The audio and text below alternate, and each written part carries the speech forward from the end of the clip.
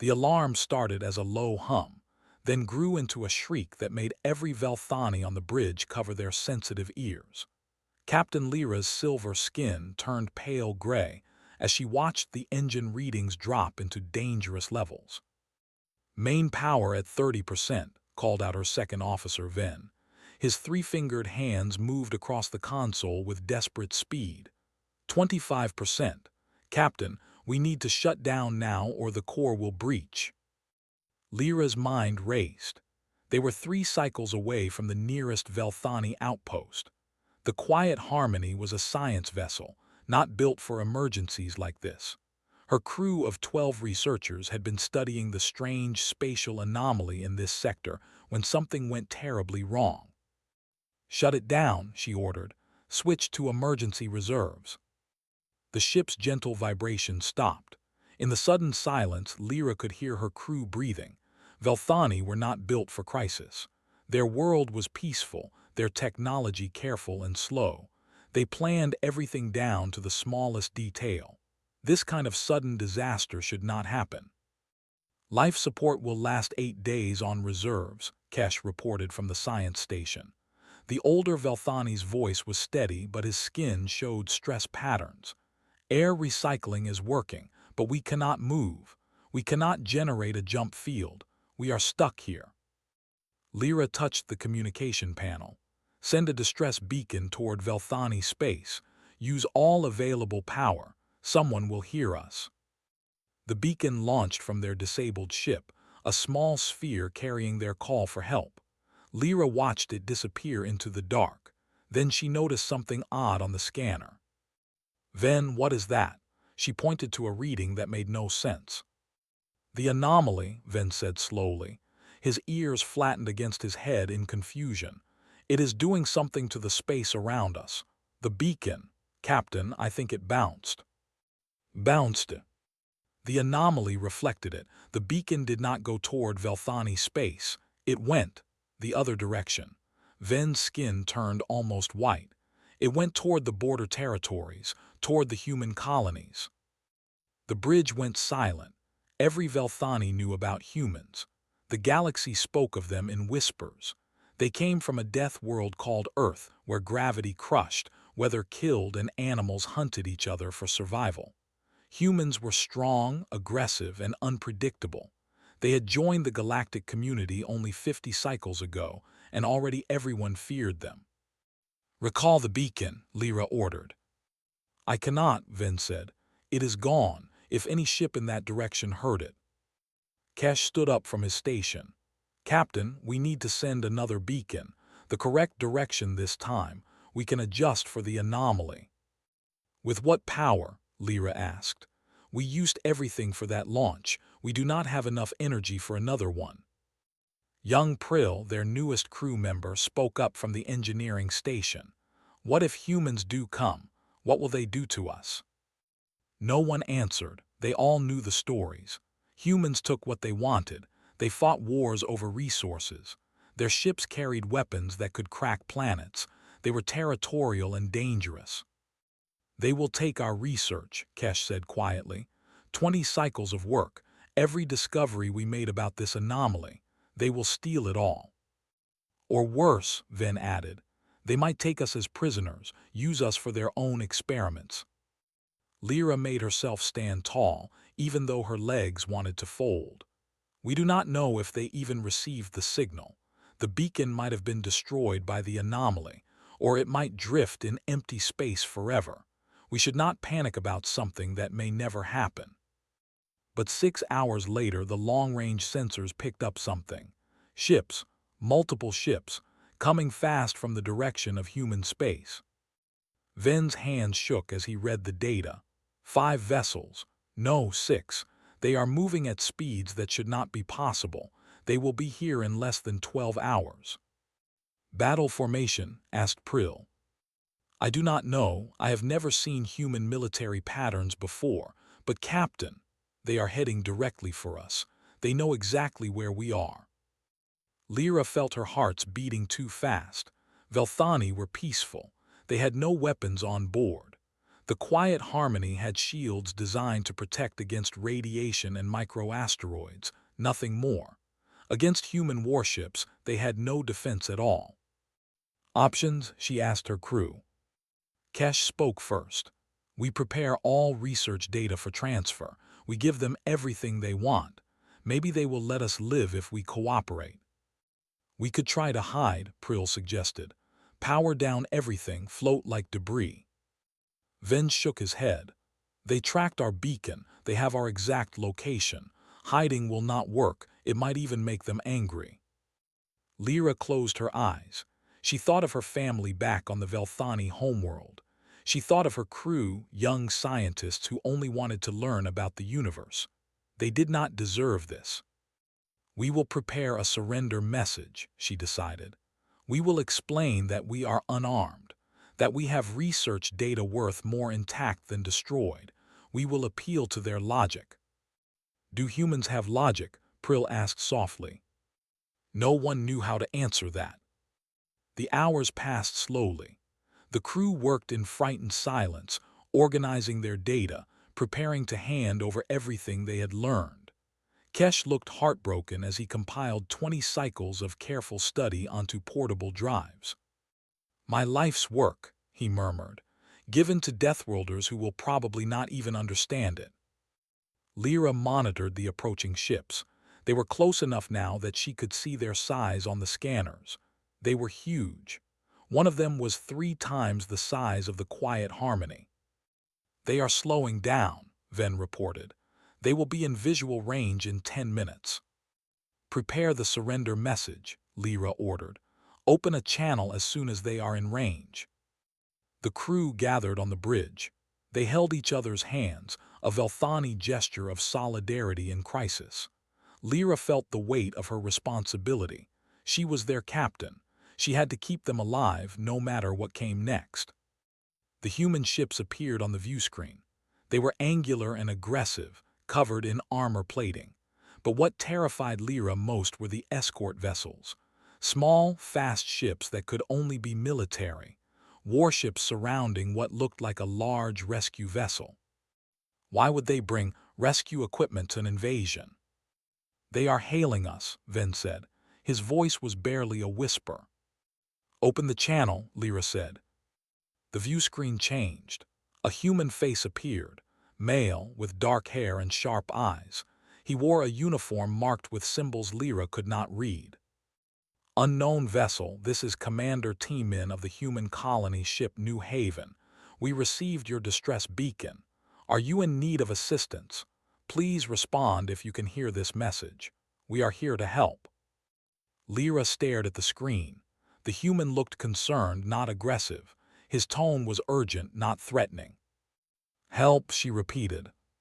Respond, Captain, Kesh urged, before they decide we are hostile. Lyra activated her side of the communication. This is Captain Lyra of the Velthani research vessel Quiet Harmony. We are disabled but alive. We did not mean to contact you. The beacon was misdirected by the anomaly. The human's expression changed. He looked confused. You did not mean to call for help. Captain Lyra, your distress beacon indicated critical systems failure. We came as quickly as we could. Do you need assistance or not? Lyra did not know what to say. We are unsure of your intentions. Now the human looked even more confused. Our intentions are rescue. Your ship is in danger. We have engineers, medical teams, and supplies. May we approach and render assistance? Kesh leaned close to Lyra. It might be a trick. They gain our trust, then attack. But looking at the human commander's face, Lyra saw only genuine confusion and concern.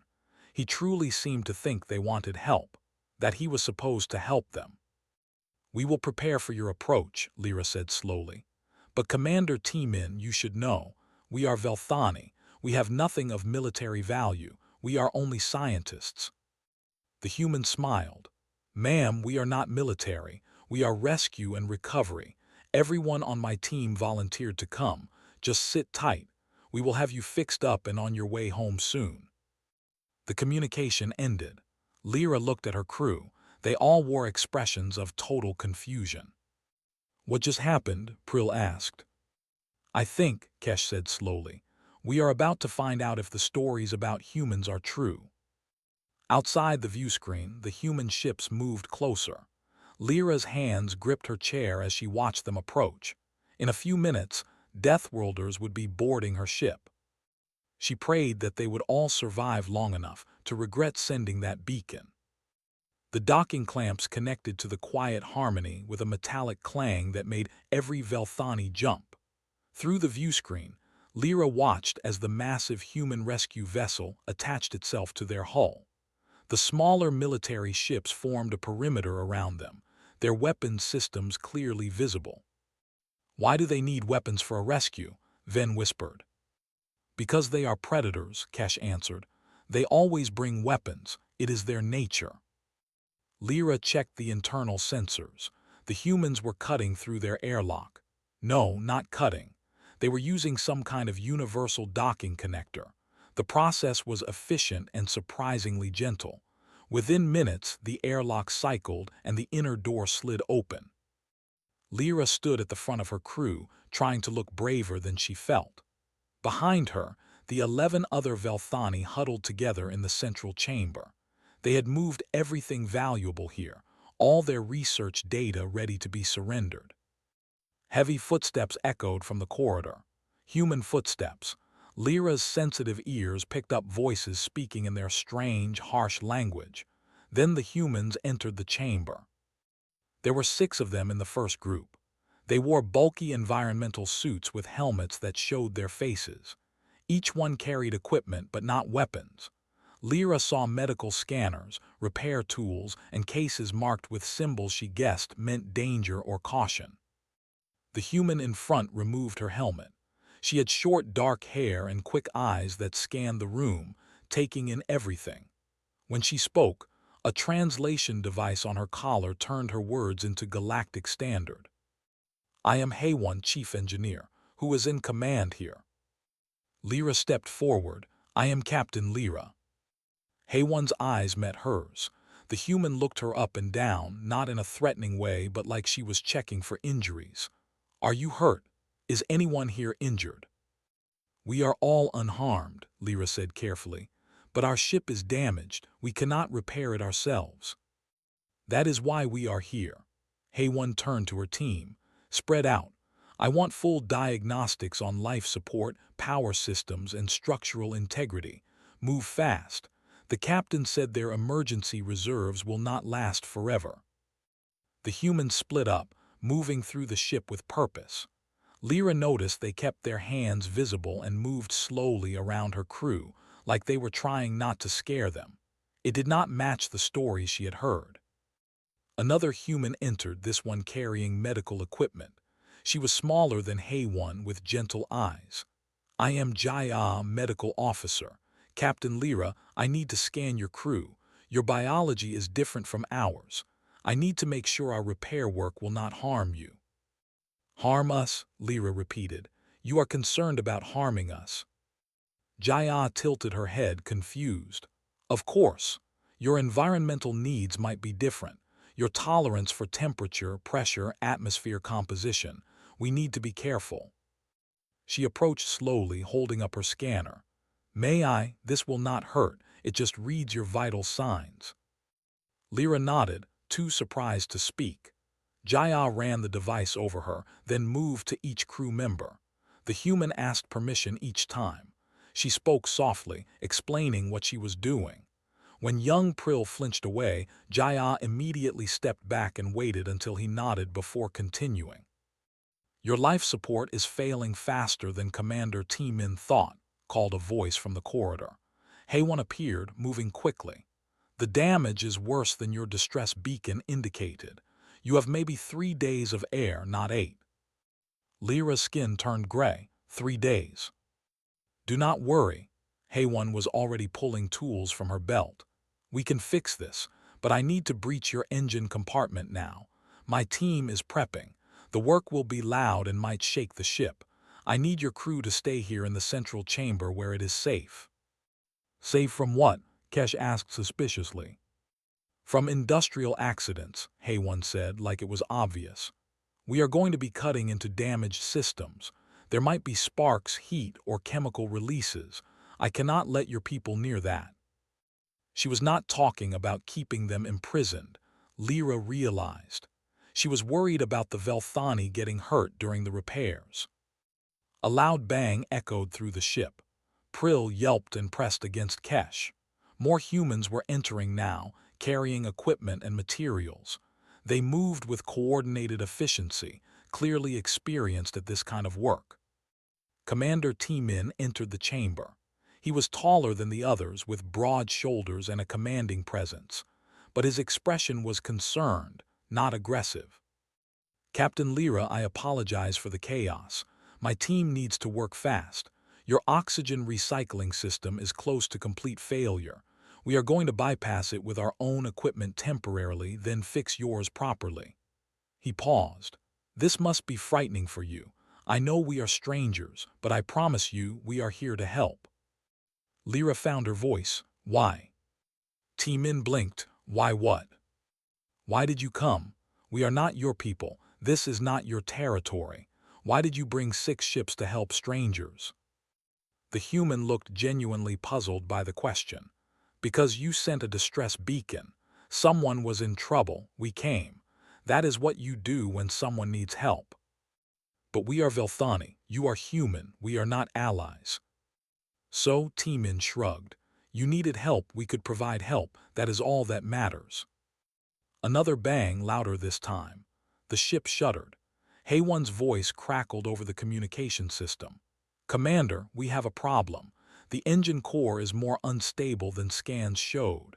If we do not stabilize it in the next hour, it could breach and flood this section with radiation. T-Min did not hesitate. Do it. Pull whoever you need. Use whatever equipment necessary. Sir, that means bringing in the heavy containment gear from the New Haven. It will take time. Then move fast. T-Min looked at Lyra. Captain, I need to relocate your crew to my ship temporarily, just until we stabilize your core. It will be safer there. No, Kesh said immediately. This is a trick. You will take us prisoner. I will not. T-Min's voice was firm but not angry. Look, I understand your concern. You do not know us, but your ship might become dangerous very soon.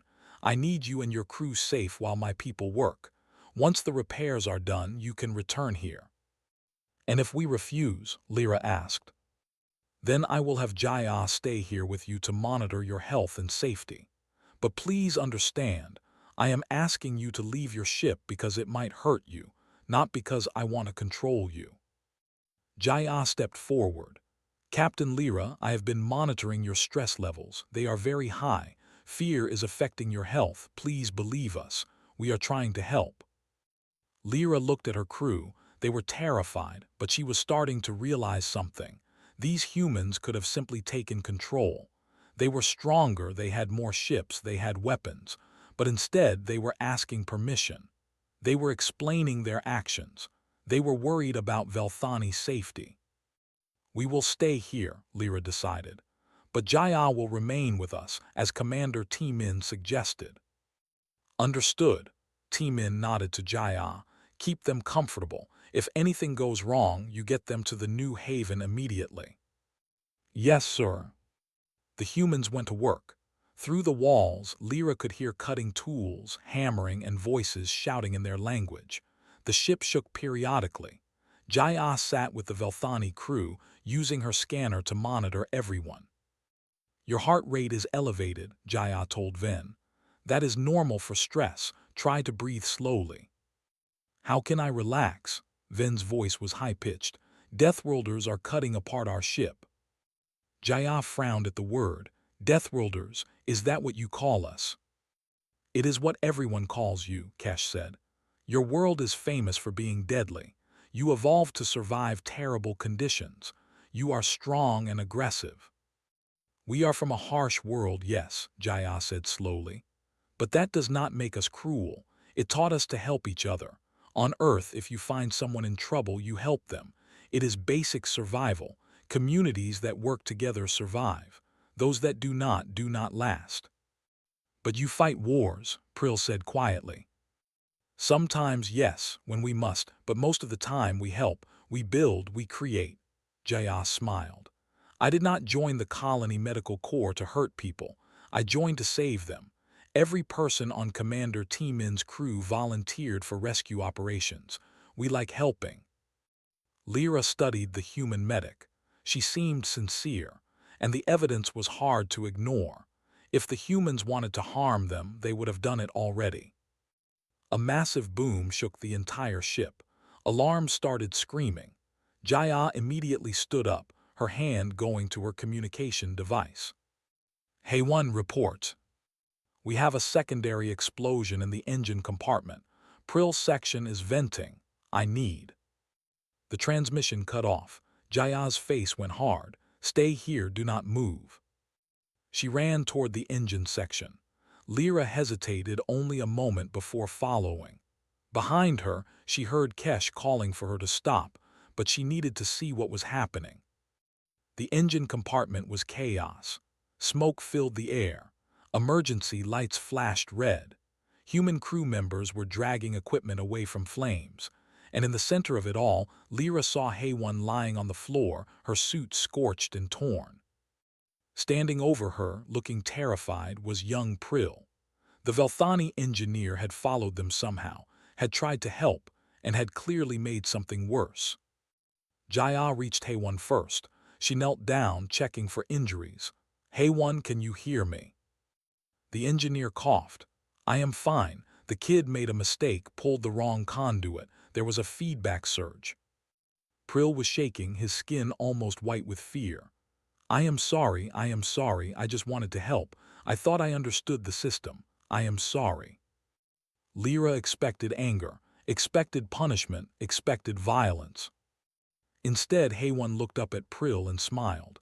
Kid, you could not have known. This is old Velthani tech. Our systems work differently. You were brave to try. She winced as Jaya helped her sit up. But next time, ask before you touch anything, okay? You are not angry, Prill asked. Angry, you made a mistake. People make mistakes. What matters is everyone is okay. HFY stood up, wobbling slightly. Now let us fix this mess before your captain has a heart attack. Lyra stared at the human engineer. HFY had been hurt. The explosion had been Prill's fault. But the human was not angry. She was not punishing him. She was making sure he understood for next time, then getting back to work.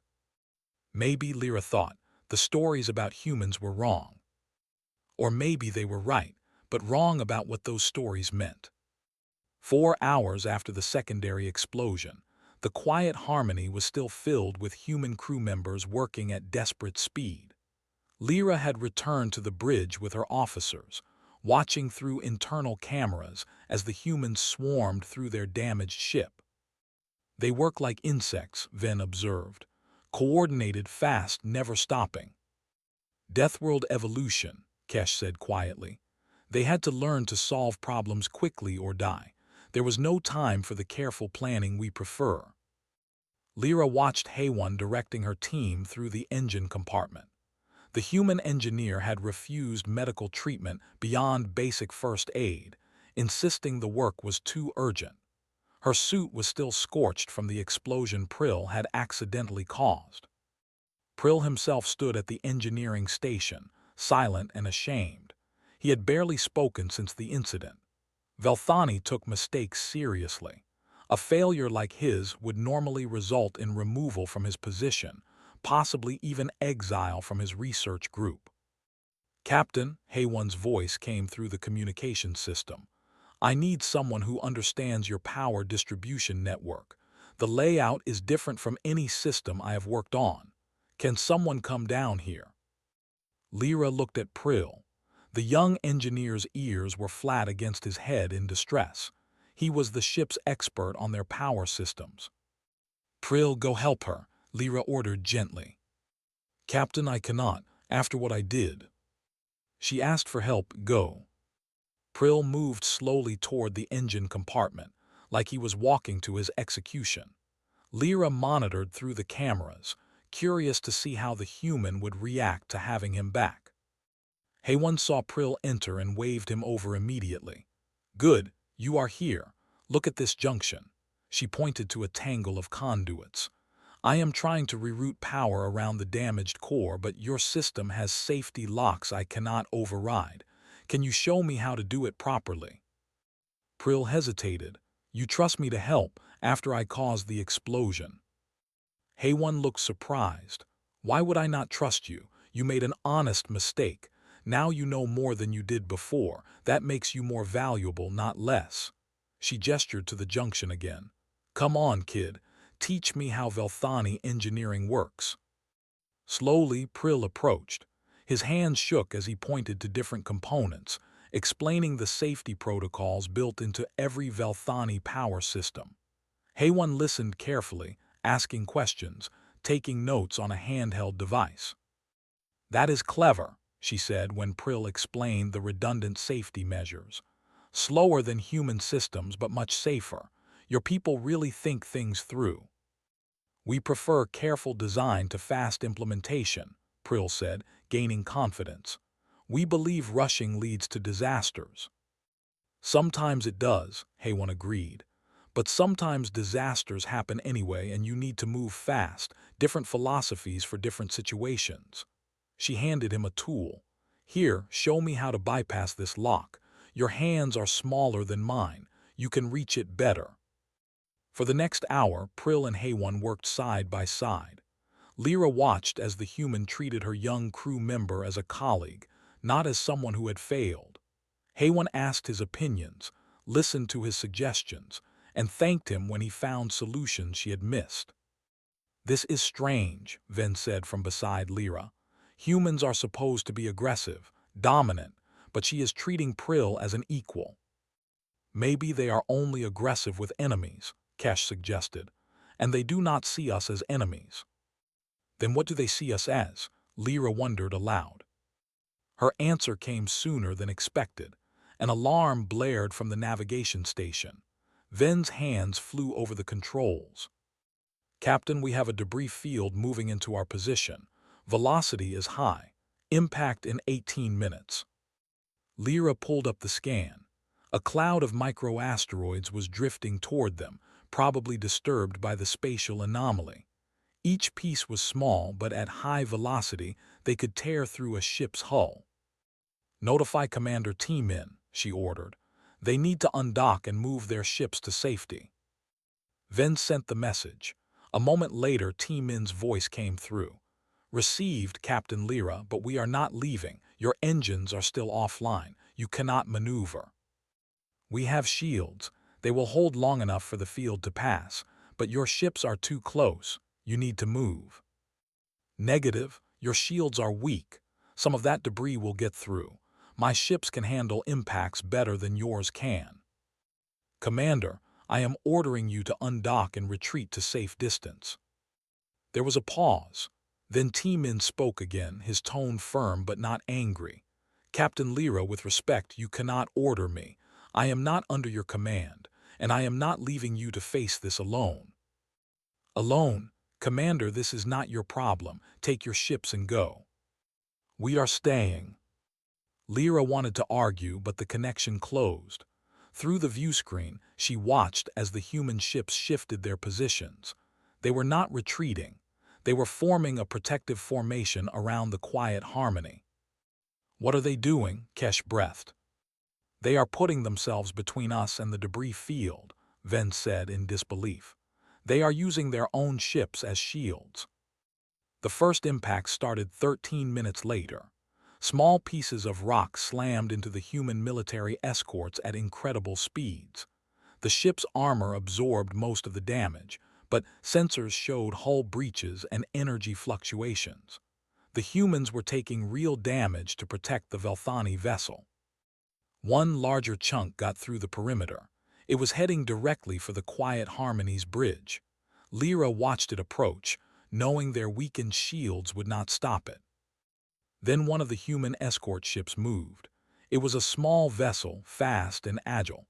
It positioned itself directly in the path of the incoming debris. The rock hit the ship's starboard side with devastating force. The ship spun from the impact, its hull crumpling. "They just sacrificed their ship," Ven whispered, "to protect us." "New Haven to all ships." Commander Timon's voice was steady despite the chaos. "Hold formation. Do not break. I want complete coverage until the field passes." "Sir, the Dawn Runner has major damage," someone reported. "Hull breach in 3 sections. Life support compromised. Transfer crew to rescue pods. We will pick them up after the field clears." The debris field lasted another 8 minutes. Each minute felt like an hour. Lyra watched as the human ships took hit after hit, their armor scarring, their systems failing. But they never broke formation. They never fled to safety. When the last piece of debris finally passed, Lyra checked the damage reports. All 6 human ships showed damage. 2 had major structural failures. Dozens of crew members had been injured. All of it to protect a ship full of strangers who had done nothing for them.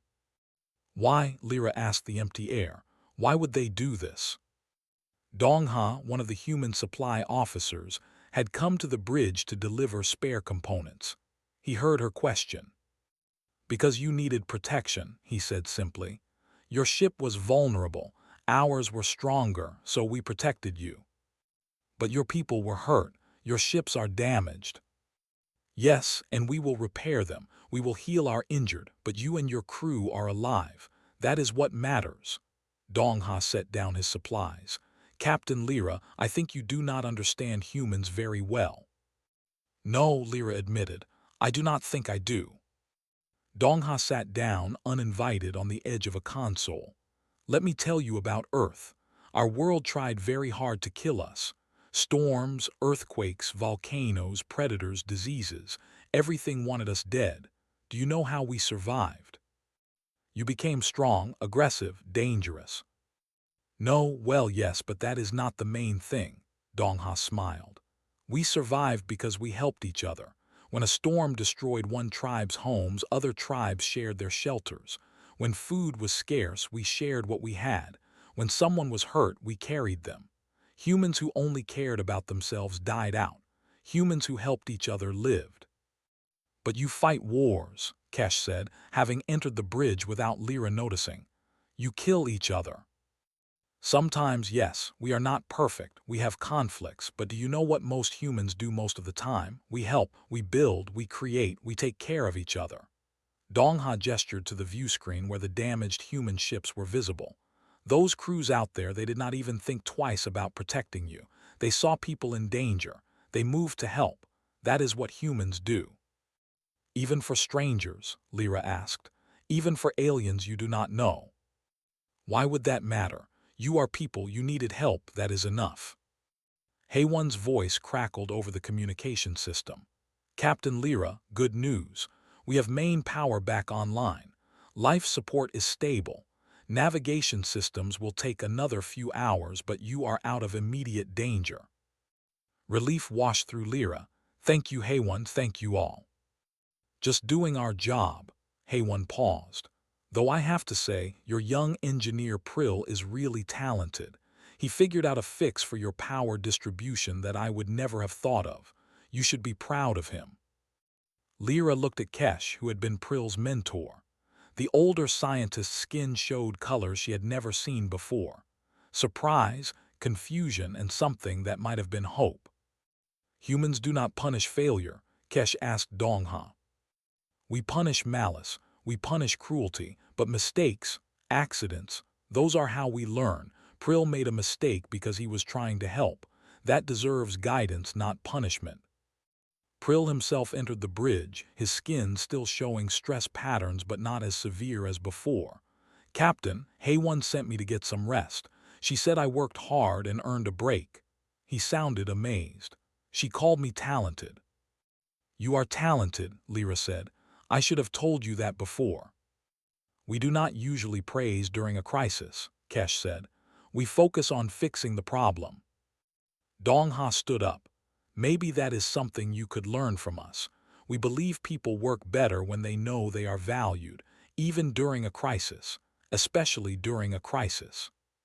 He headed toward the exit, then stopped. Oh, Commander T-Min asked me to tell you that we will escort you back to Velthani space once your navigation is fixed. The debris field damaged our ships, but we are still capable of travel. We will make sure you get home safely. After he left, the bridge was silent. Finally, Vin spoke. These humans are very confusing. Yes, Lyra agreed. They are not what I expected at all. She looked at the human ships on her view screen, battered and damaged from protecting strangers.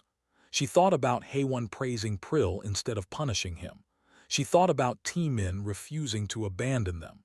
She thought about Jaya asking permission before doing medical scans. The galaxy called humans Deathworlders, said they were dangerous, said they were aggressive. Maybe the galaxy was right, but maybe dangerous did not mean what everyone thought it meant. Maybe it meant they would cross any distance, face any threat, take any damage to help someone in need. Maybe that kind of danger was exactly what the universe needed more of. 3 days after the human fleet arrived, the Quiet Harmony's engines hummed back to life. Lyra stood on her bridge, watching the power readings climb to normal levels for the first time since the disaster began. Navigation is online, Ven reported. His skin showed healthy colors again now that the crisis had passed. Propulsion at 80%. Jump drive needs calibration but is functional. Life support, Lyra asked. 100%. Better than before, actually. The humans upgraded several components while they were repairing them.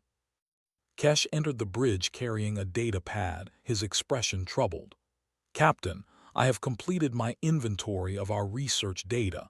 Everything is intact. The humans did not access any of our files. They had full access to our systems for 3 days, Ven said. They could have copied everything. But they did not, Kesh said slowly. I do not understand.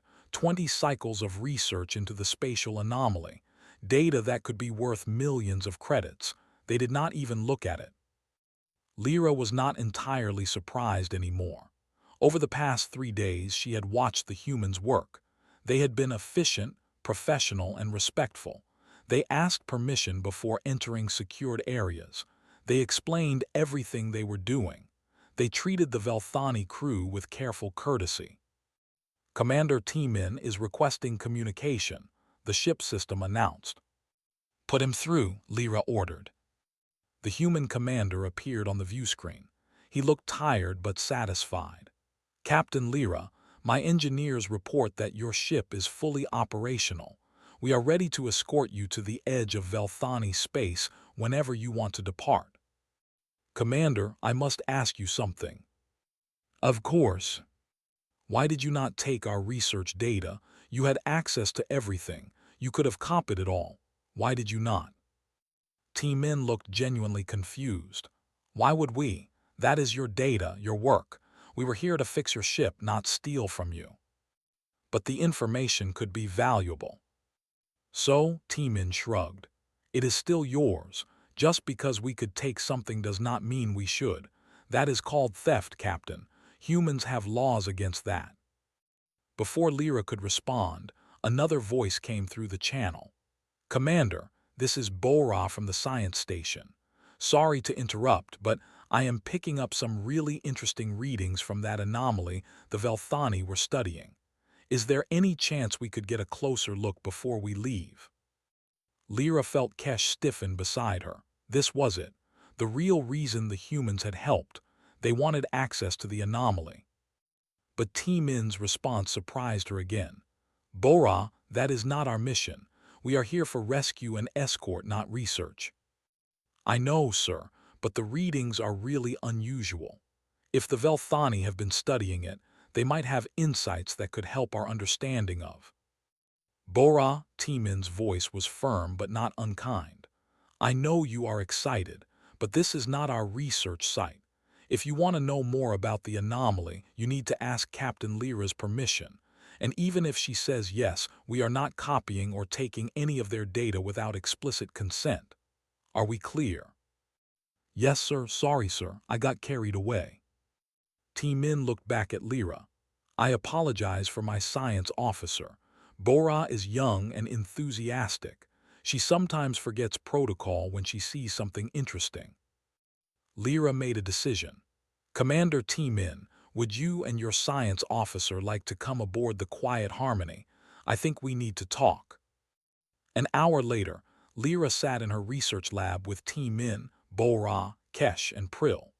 The human science officer was younger than Lyra expected, probably in her mid-20s by human standards. Her eyes kept drifting to the data displays showing the anomaly readings. This is incredible, Bora breathed. You have been mapping the spatial distortions for 20 cycles. The detail level is amazing. Kesh's skin showed his pride despite his attempts to remain neutral. We believe the anomaly is a natural phenomenon, but unlike anything else we have found, it bends space in ways that should not be possible according to current physics models. Have you tested any theories about its origin? Bora asked. Several. We believe it might be a remnant from the early universe, a place where the laws of physics are still forming. Bora leaned forward, completely engaged. That would explain the reflection properties. If space is not fully stable there, energy could bounce in unexpected directions. That is why their distress beacon went toward human space instead of Velthani space. Exactly, Kesh said, warming to the discussion.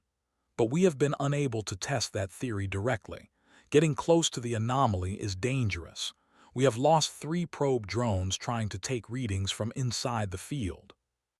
What if you used a shielded probe with adaptive algorithms? Bora suggested. Something that could adjust its trajectory in real time based on the spatial distortions. We do not have that technology, Kesh admitted. But we do, Bora said excitedly. She looked at T-Min. Sir, we have adaptive probes on the New Haven.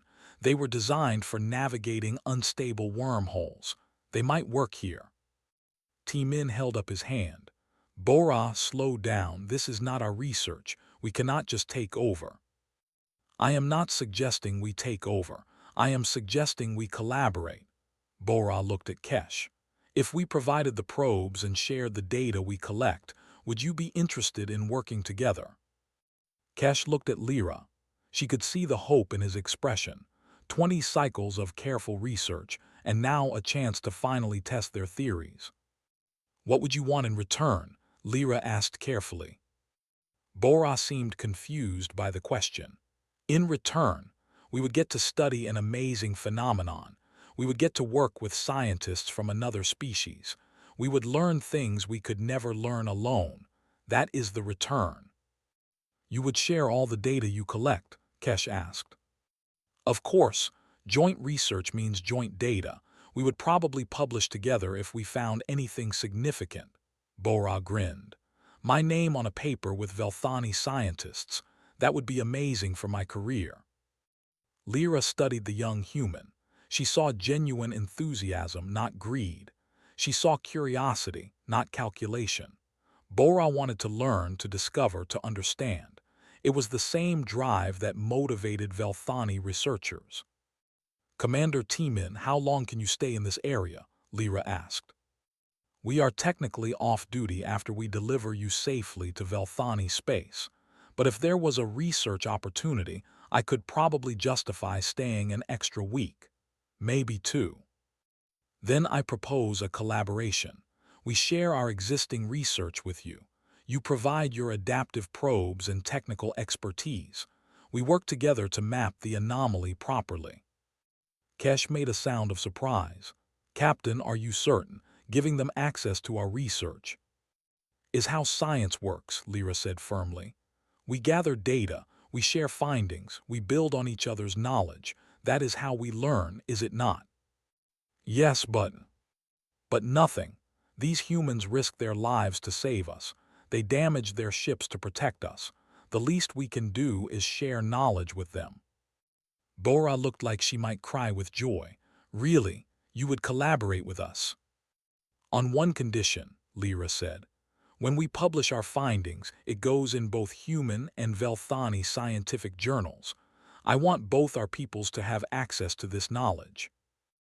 Agreed, T-Min said immediately. I will authorize the extended mission. Bora, start coordinating with Kesh on the probe deployment. The two scientists immediately started talking excitedly, pulling up data displays and sketching out research plans. They switched between galactic standard and technical jargon so quickly that Lyra could barely follow. T-Min smiled. Scientists are the same everywhere, apparently. Show them something interesting and they forget everything else. Your officer is very young, Lyra observed. But very talented. Bora graduated top of her class. She could have had any posting she wanted. She chose rescue and recovery because she said it would take her to interesting places and let her see new things. T-Min watched his officer. She was right. Over the next week, the two crews worked together. Human adaptive probes dove into the anomaly while Velthani sensors tracked every reading. Prill worked alongside Haywan, combining Velthani precision with human innovation. Bora and Kesh spent 16 hours a day analyzing data, arguing theories, and testing hypotheses. Lyra found herself spending time on the human ship New Haven. She met the crew who had been injured protecting the quiet Harmony. They were all recovering well, and none of them seemed angry about their injuries. They talked about the incident like it was just part of the job. You protected us, Lyra said to one injured crew member, a young man named Sung-Ho.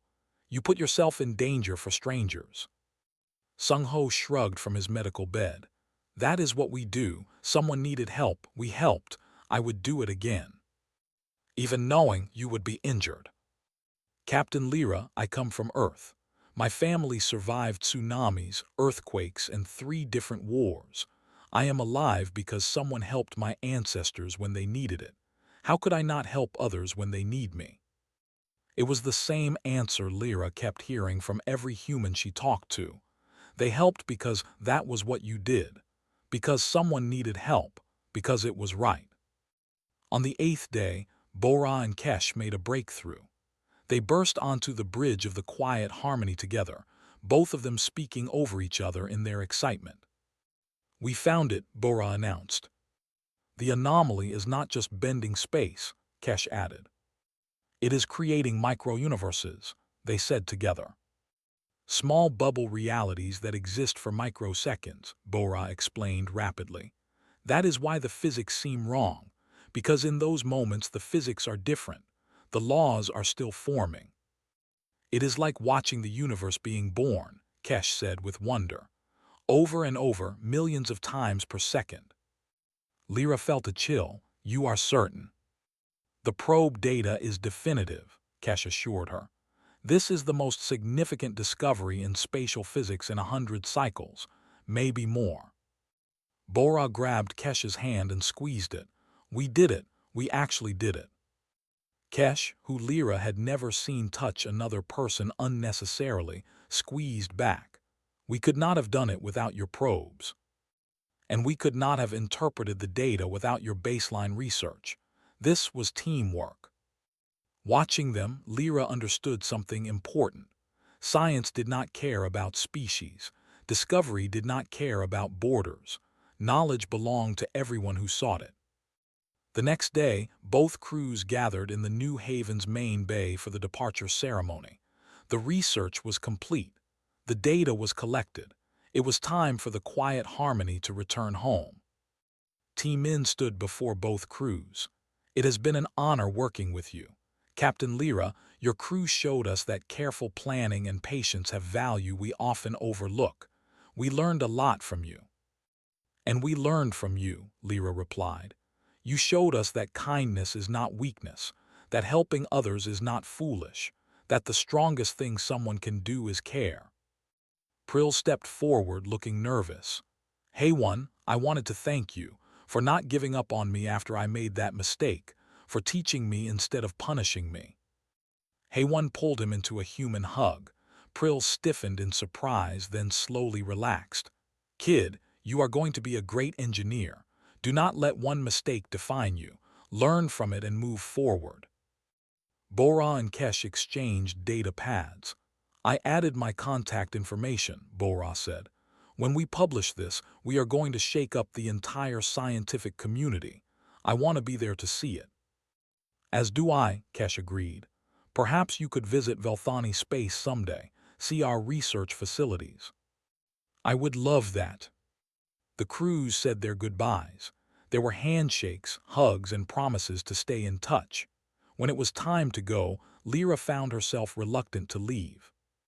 "Commander T-Min," she said quietly. "When we sent that distress beacon, I thought it had gone to the wrong people. I thought we had made a terrible mistake." "And now?" T-Min asked. "Now I think perhaps it went to exactly the right people." T-Min smiled. "Be safe, Captain Lyra, and remember, if you ever need help again, humanity will come." "I know you will. That is what makes you dangerous." "Dangerous?" "Yes, dangerous to anyone who thinks kindness is weakness. Dangerous to anyone who believes helping others is foolish. Dangerous to anyone who thinks they can face the universe alone." Lyra met his eyes. The galaxy should be very afraid of humans, but not for the reasons they think. She returned to her ship. As the quiet harmony pulled away from the human fleet, Lyra watched them through her view screen. 6 battered ships that had risked everything to save strangers. 6 crews that had shared their knowledge, their technology, and their compassion without expecting anything in return. The galaxy called them Deathworlders, called them dangerous. The galaxy had no idea how right they were. The Velthani defense perimeter appeared on the quiet harmony sensors 3 days after leaving the anomaly. Lyra felt tension return to her shoulders as she watched the military ships take defensive positions.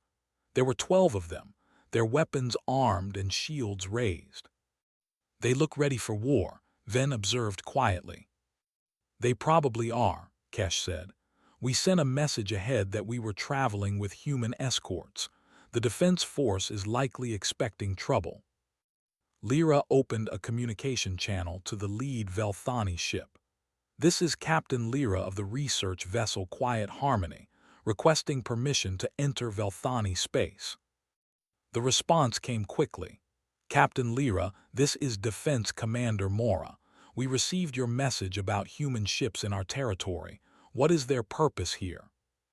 "They are escorting us home. They rescued us when our ship was damaged." There was a long pause. "Captain, are you under duress? Do you require extraction?" Lyra sighed. Of course they would assume she was a prisoner. "Commander Mora, I am not under duress. The humans saved our lives. They are here to ensure we reach home safely. That is all." "Captain, we cannot allow armed human vessels into our core territories without." "Then we will stop at the border," T-Min's voice cut in. He had been monitoring the communication.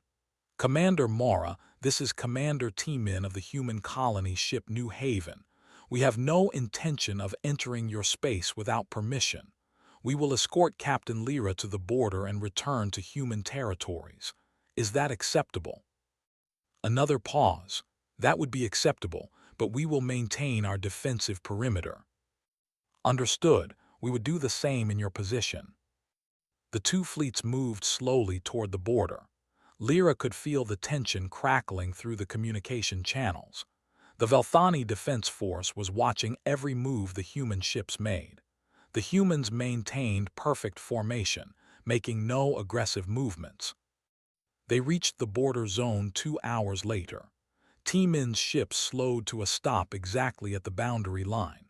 The Quiet Harmony crossed into Velthani space, and Lyra expected the human fleet to turn back immediately. Instead, T-Min opened a final communication channel. "Captain Lyra, you are safely in your territory now. We will turn back here." "Commander, I cannot thank you enough for everything you have done." "Just doing what needed to be done. Take care of yourself and your crew." "Wait," Commander Mora's voice interrupted. "Captain Lyra, before the humans leave, I need to speak with you, in person." Lyra was surprised. "Of course, Commander, we can dock with your flagship." "Negative. I want to come to your ship, and I want the human commander there as well." T-Min looked puzzled on his view screen. "Commander Mora, If you have questions for me, I am happy to answer. But I should warn you, my government might not appreciate me entering a foreign military vessel without proper diplomatic protocols. I'm not asking you to board my ship. I want to board Captain Lyra's ship as a neutral location. Mora's voice was firm. Please, Commander, there is something I need to say to both of you.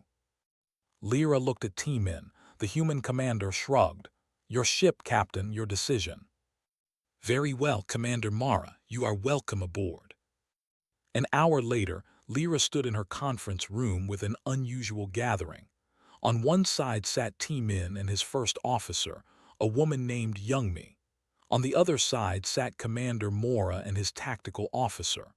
Between them, Lyra tried to figure out what was happening. Mora was older than Lyra, his skin showing the patterns of many cycles of military service. He studied the humans carefully, his expression unreadable. Commander T-Min, Mora said finally, I need to ask you something directly. Why did you help Captain Lyra? Because she needed help, T-Min answered simply. But you gained nothing from it. You damaged your ships. You injured your crew. You spent time and resources on strangers. Why? T-Min tilted his head, clearly confused by the question. Commander, I am not sure how to answer that in a way you will understand. We help because helping is the right thing to do. We do not need to gain something from it. But that makes no sense from a strategic perspective, Mora insisted. Resources are limited. Time is valuable. You should have calculated whether helping was worth the cost. We did calculate, Youngmi spoke up. We calculated that 12 lives were in danger. We calculated that we had the ability to help. The math was simple. Mora's skin shifted through several colors, showing his confusion. This is not how other species operate. When the Kelthani found one of our damaged ships, they demanded payment before providing assistance. When the Zorvan encountered our research team in trouble, they took our data in exchange for rescue. But you just helped. You asked for nothing. Because we do not want anything, T-Min said, except for Captain Lyra and her crew to be safe. Mora was silent for a long moment. Then he spoke, his voice quiet. 15 cycles ago, I was commanding a border patrol ship. We encountered a human vessel that had suffered a catastrophic failure. They were drifting, their life support failing. I had enough power to help them, enough supplies, enough medical equipment. Lyra understood where this was going, but you did not help them. No, I reported their position to my superiors and requested instructions. By the time authorization came to render assistance, the human ship had repaired itself. They did not need our help anymore. Mora looked at his hands. I told myself I was following protocol, that I was being cautious, that I was protecting my ship by not engaging with dangerous Deathworlders. But the truth is, I was afraid, and I let that fear override basic decency. Commander, T-Min said gently, you do not need to. Yes, I do. You need to hear this. Mora looked up. When I heard that human ships were escorting a damaged Velthani vessel, I assumed the worst. I thought you had taken them prisoner, that you were using them as hostages, that you were invading our space under the guise of rescue. He paused. Because that is what I would have expected from us. We would have made calculations. We would have considered the strategic value. We would have thought about what we could gain. But that is not what we do, Lyra said quietly. No, it is not what humans do. They just help. Mora stood up. Commander T-Min, I need to apologize to you for 15 cycles ago, for assuming the worst of your people today, for judging your species by our own fears and limitations. T-Min stood as well. Commander Mora, I did not even know about that incident 15 cycles ago, and honestly, I understand your caution. First contact situations are complicated. You were protecting your crew. I respect that. But you would have helped, Mora said. Even if it was risky, even if it was complicated, you would have helped. Yes, T-Min admitted. We would have, because that is who we are. Mora extended his hand in the human gesture of respect he must have learned. T-Min shook it firmly. The galaxy has many stories about humans, Mora said. About your wars, your aggression, your dangerous nature, but I think we have been telling the wrong stories. What do you mean? Youngmi asked.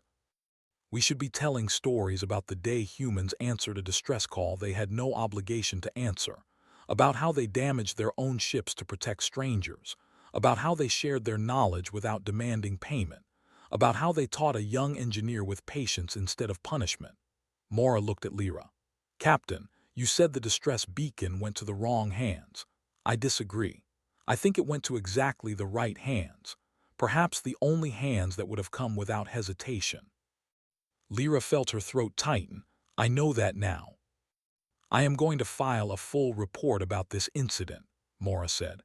Not about a dangerous encounter with humans, but about the day humans taught us what rescue really means.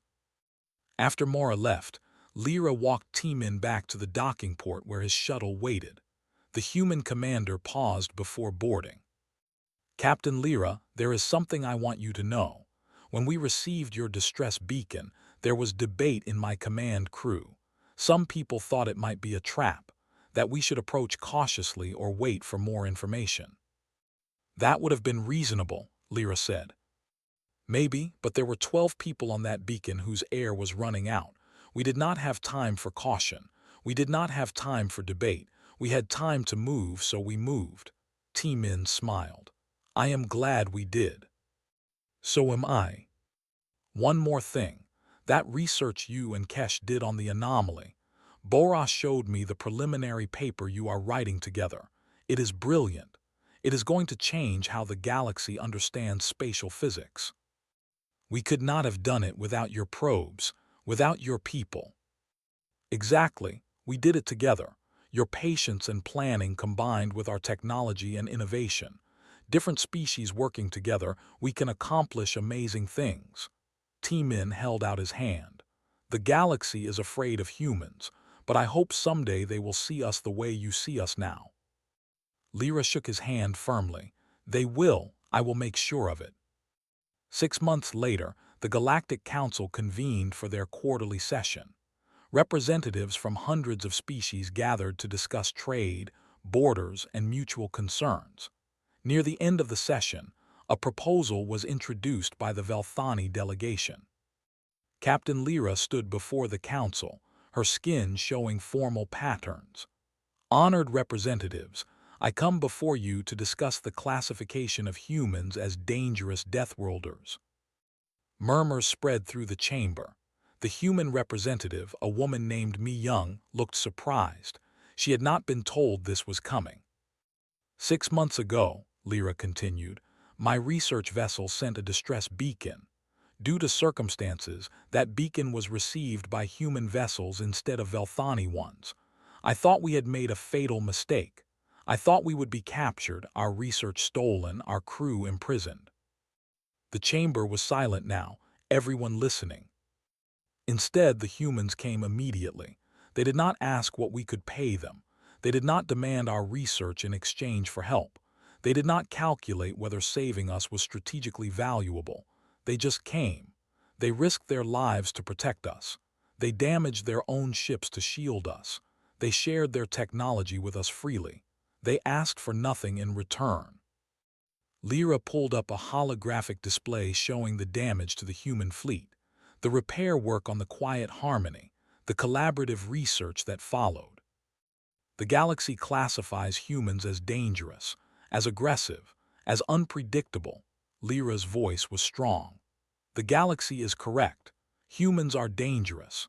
They are dangerous because they will cross any distance to answer a call for help. They are dangerous because they will take any risk to protect others. They are dangerous because they believe helping is more important than personal gain. She looked directly at Mi Young.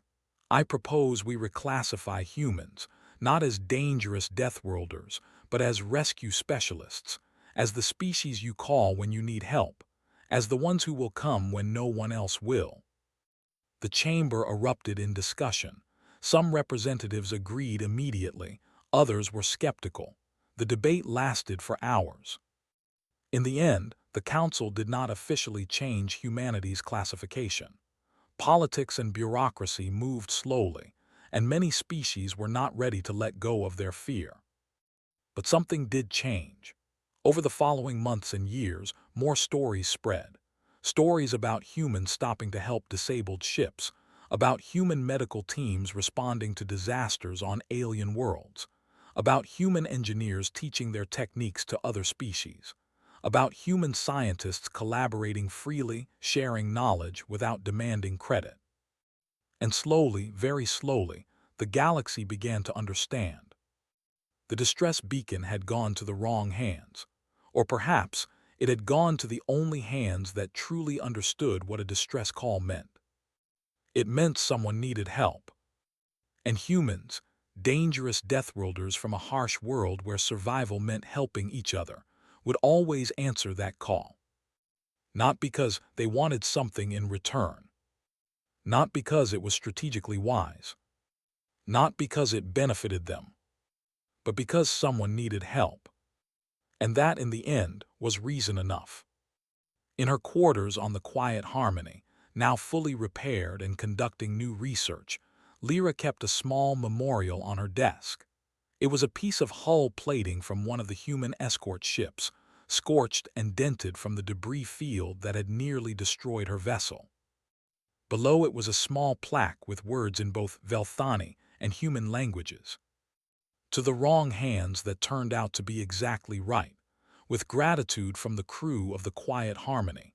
May we all learn to help as quickly, as freely, and as bravely as you did. Every day, young Prill came to look at it.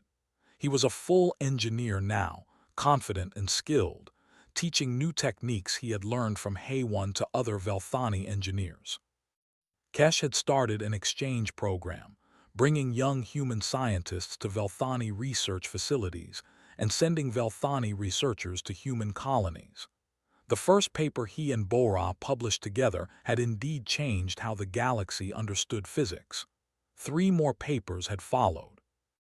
And whenever anyone asked Lyra about the incident, about the day she accidentally called humans for help, she would smile and tell them the truth. The galaxy told me humans were dangerous.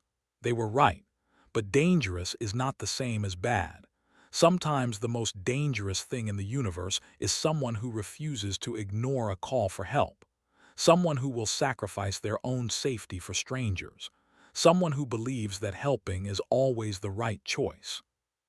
She would pause, remembering T-Min's confused expression when she asked why he had come, remembering Hay-1 praising Prill after he made a mistake, remembering Dongha explaining how humans survived by helping each other. The wrong hands got our SOS, and they showed us what the right hands really look like. Somewhere in human space, Commander T-Min received a message. It was from Captain Lyra with an attachment. He opened it and smiled. It was an invitation. The Velthani Science Academy was hosting a conference on spatial anomalies. Captain Lyra requested his presence as an honored guest. She wanted him to speak about human rescue operations and how different species could work together in crisis situations. T-Min accepted immediately, because that was what humans did. Someone asked for help, and they answered. Always.